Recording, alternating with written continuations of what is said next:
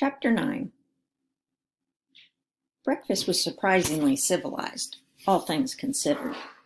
Dad had slept on the floor of my room, then surprised Mom first thing in the morning. She cried some at first, and then hugged for a long time. Abby and I slipped out of the kitchen and parked ourselves in front of the television, which still wasn't working.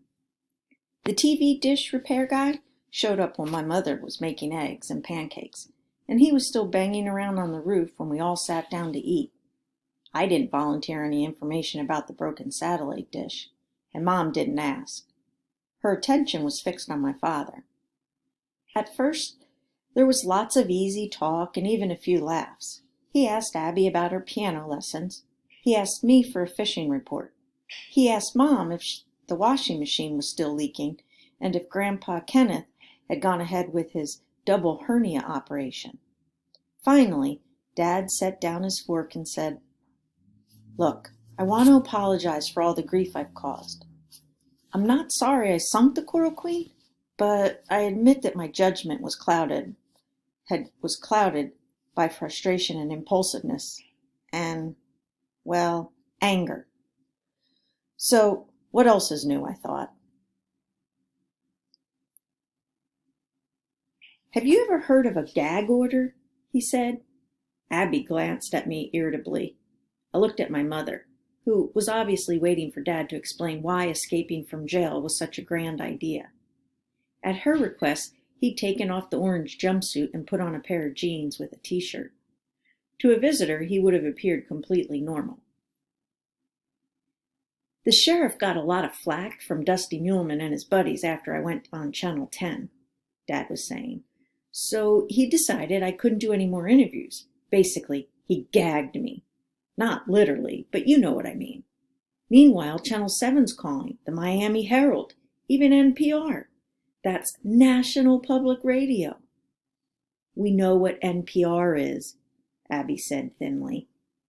"Go on, Payne," said my mother, and her voice tight. "Honestly, I didn't know what to do. None of the deputies at the jail were talking to me anymore," Dad said. "So I just sat alone in my cell, reflecting on the fact that this country was founded on the bedrock of free speech. I was colonized by people who'd been forbidden to express themselves in their homeland, and we're determined to build a new society that was open and free." "Unless you happen to be a slave," I pointed out. "A valid point, Noah. The settlers who came to America weren't saints, that's true," said my father. "But the principles they put into law were solid and just. And here I was, rotting in jail, deprived of my freedom to speak out by some small-minded, small-town bureaucrat with a badge.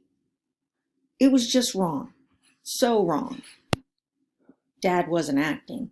He truly believed that even a jailbird has a constitutional right to go on television. "Last night, after they brought me dinner, if you could call it that, there was a bad car accident on the highway in front of the sheriff's station. Some drunk rolled his convertible. All the deputies ran outside to help." "So you just waltzed out the back door?" Abby said. "They forgot to lock my cell." Dad looked at me for moral support. "It was one of those moments that called for a split-second decision." "You could have decided to relax and just eat your dinner," I suggested. "But how could I stay there muzzled like a dog?"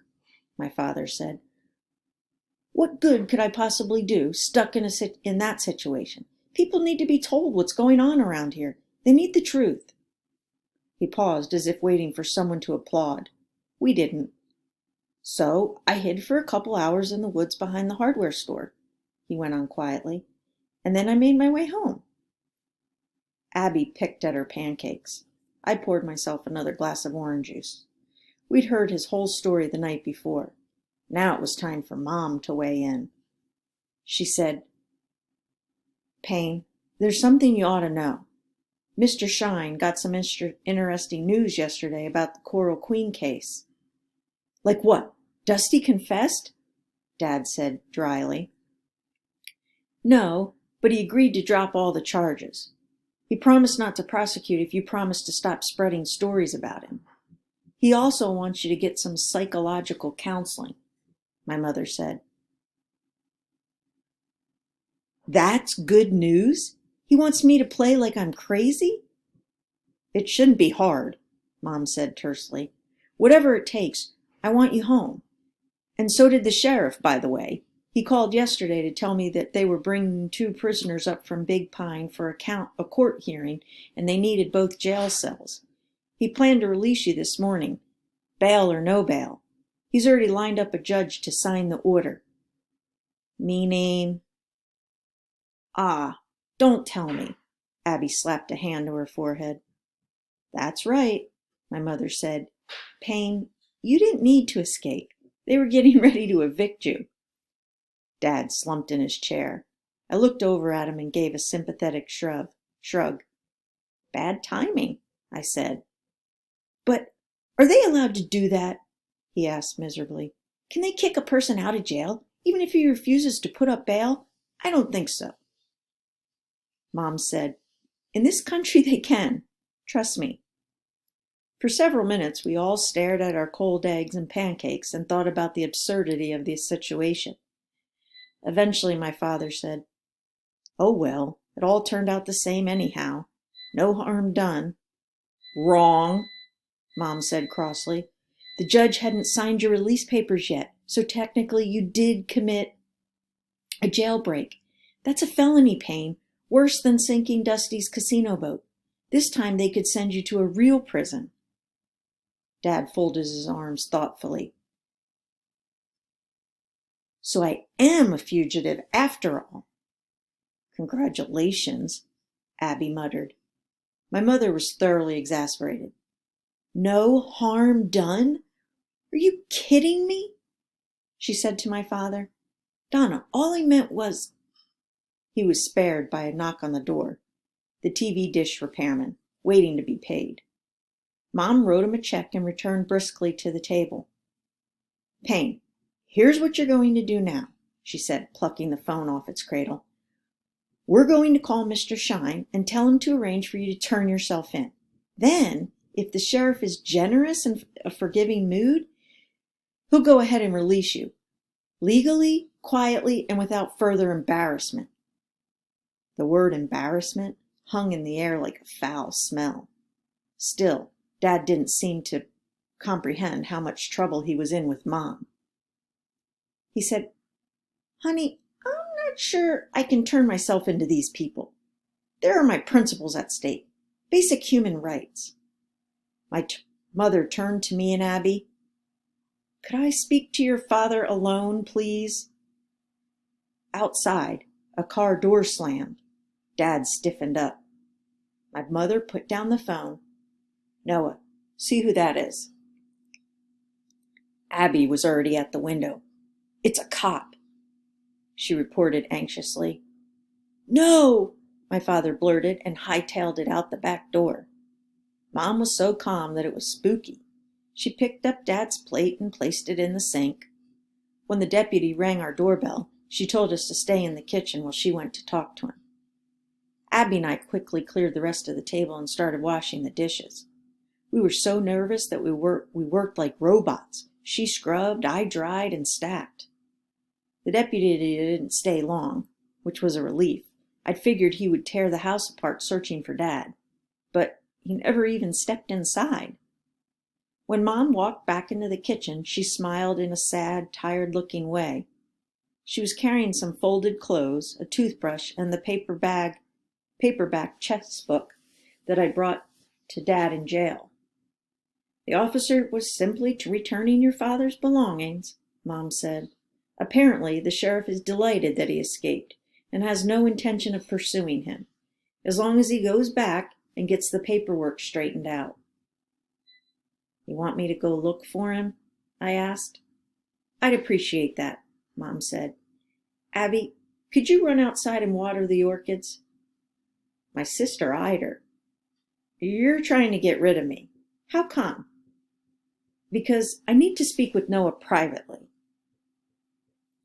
The orchids died last January, Abby said with a smirk. During the freeze, remember? Then go water the roses, said my mother. I found him at Thunder Beach. He was barefoot and hatless, sitting in the sunshine by the water. This is the place where you learned to swim, he said. I sat down in the sand beside him. Abby, too, he added. Your mom and I used to bring you here almost every weekend.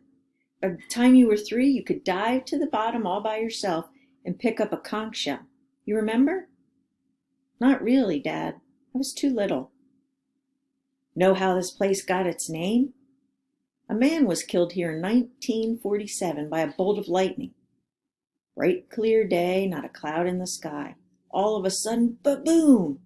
The thunderclap was so loud it busted the windshield out of a dredge at Whale Harbor. Who was he? I asked. The man who died? I believe he was one of the Russells, or maybe an Albury. I'm not sure. But he was standing right about here on the beach, cleaning his cast net when it happened. He'd caught about 3 dozen mullet, and they all got fried to a crisp by that lightning bolt, my father said. Your Grandpa Bobby told me that story a long time ago. Why they call it Thunder Beach? I couldn't help but notice how unusually sunny and clear it was. Dad must have seen me squirming because he said, Don't worry, son, it was a freak deal. What they call an atmospheric anomaly. Probably never happen here again in a million years. Dad, come on home. But what if it's a trap? The sheriff setting me up. It's not a trap. The sheriff never wants to lay eyes on you again, I said. The water boiled and a barracuda broke the surface, slashing through a school of needlefish. I'm right about Dusty dumping crap in the water, Dad said. I know you are. I told him that the sewage tank at the dock was broken and how the crew of the Coral Queen had faked hooking up the hose to it. I figured it was something like that, he said bitterly. Lace Peking knows all about the scam, I bet. Dad, I've got more bad news. Lace Peking's gone. No. I told him about the bald guy with the crooked nose coming to Lice's trailer and about the bloody stains Shelley found later in her Jeep. She thinks Dusty Muleman killed Lice or had him killed to shut him up, I said. My father looked horrified. I can't believe that, he said, but his voice was shaky. Abby thinks we should pack up and run to Canada, I said. What do you think, Noah? I think it's awful cold up there. No doubt, he said quietly. And those snowmobiles, Dad, they're even noisier than jet skis. That's a fact. So we'll figure something out. We always do, I said. Come on home. Dad was lost in thought, staring gloomily up at the shoreline toward the mouth of the basin where the Coral Queen was moored. He said, Dusty offered to drop the charges against me because he doesn't want the bad publicity from a trial.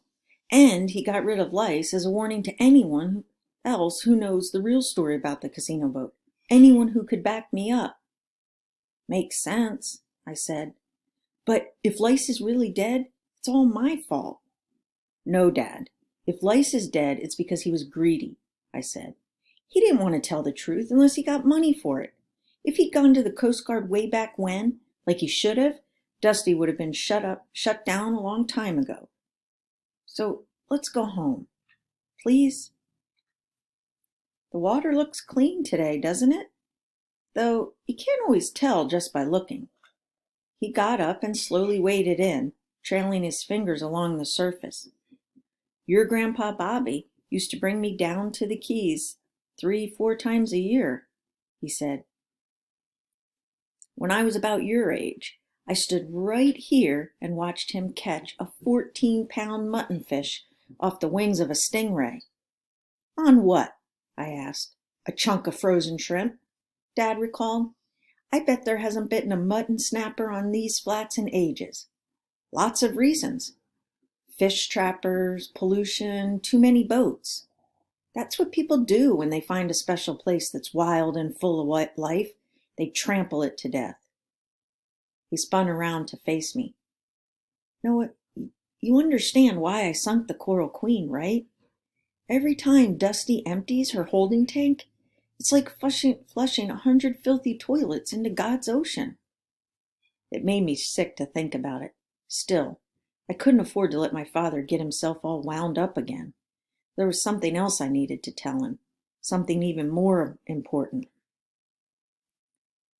Mom wants you to know to come right home, I said. She said it's not open for debate.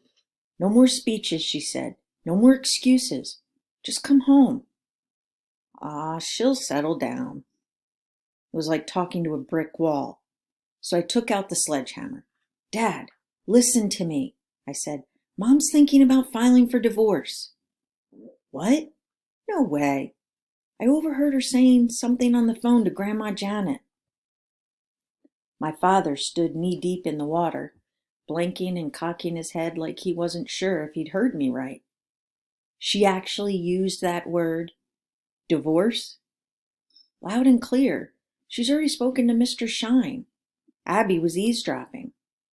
Oh, man, Dad sighed. What a mess.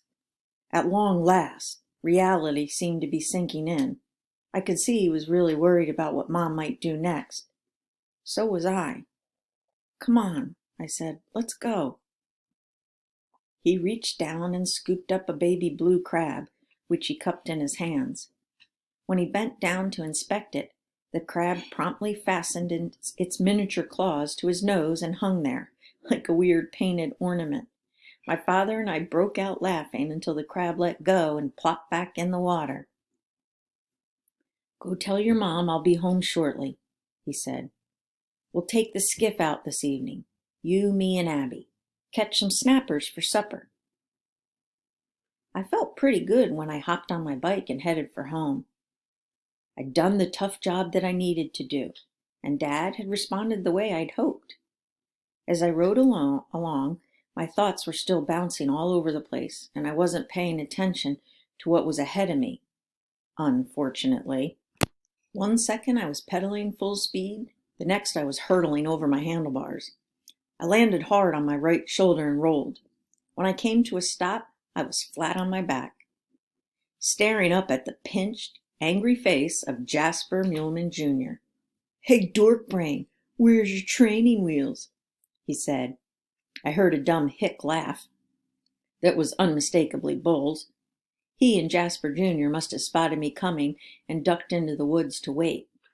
I sat up and saw my bike on the ground, a freshly snapped gumbo limbo branch sticking out of the front spokes. That's original, I said to Jasper Jr. Bull snatched me up by the collar and dragged me into the trees. I could hear Jasper Jr. running after us. When we got to a clearing, Bull straightened me up, spun me around, and pinned my arms. Jasper Jr. got right in my face. So, where's your big white trash bodyguard? The one who knocked over my wheelbarrow? I wondered if he already knew that something bad had happened to Lice Peking. He wasn't my bodyguard, I replied. He was my personal chauffeur. Jasper Jr. said I was a real comedian. Then he hauled off and slugged me in the gut. That's for Snake Creek, he snarled, for making me sink my John boat. The punch knocked the wind out of me, and I went limp as a noodle in Bull's grip. I remember thinking of something clever to say, but all I could do was squeak like a leaking balloon. It seemed to take forever to catch my breath, and right away Jasper Jr. slugged me again. And that's for your crazy father sinking my father's boat, he said. At that point, the world turned fuzzy and gray, and I thought I was history. My mouth was flapping, but absolutely nothing was coming out. I heard Jasper Jr. say, Bull, you want to turn? No, bro, I'm good, Bull said, and let me drop to the ground. Immediately, I closed my eyes and let my tongue hang out and pretended I was dead. It might work fabulously for possums, but it sure didn't work for me.